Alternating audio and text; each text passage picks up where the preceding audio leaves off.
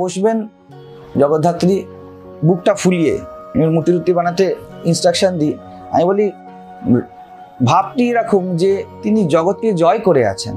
জগৎকে জয় করে মানে তিনি তার শক্তিতে জয় করে নেই, প্রেমে জয় করে আছেন। নাহলে অসুর এসেও তার পায়ের সামনে পড়ে যায়, পশু এসেও তার পায়ের সামনে দাঁড়িয়ে যায়।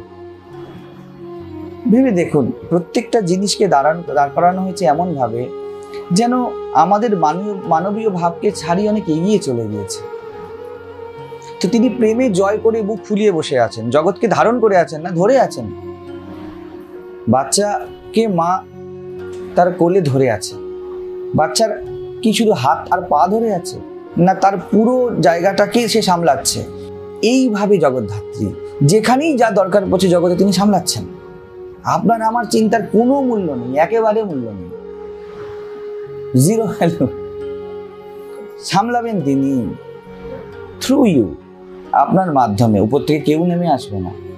কিন্তু যদি এই পুরো বিষয়টিকে সামগ্রিকভাবে ধারণ করা যায়, বোঝা যায়, তাহলে জগদ্ধাত্রী হলো যে যেখানেই আমার ঘাটতি ঝুঁকে পড়বে মা সামলাবেন। এক আস্থা, এই আস্থা যার মধ্যে এসেছে সে জগদ্ধাত্রী সাধক। আপনি বলছেন জগদ্ধাত্রী জগৎকে ধারণ করে আছেন, আপনি দুশ্চিন্তায় মরছেন, কি জগদ্ধাত্রী পূজা করবেন?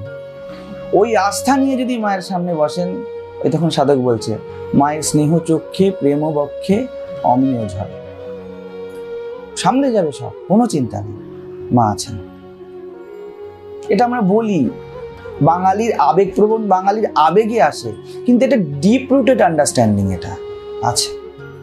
কি আছে জানি না, কিছু আছে যা প্রত্যেক মুহূর্তে ছোট থেকে সামলাতে সামলাতে আমাকে চলছে। এটি জগদ্ধাত্রীর দর্শন।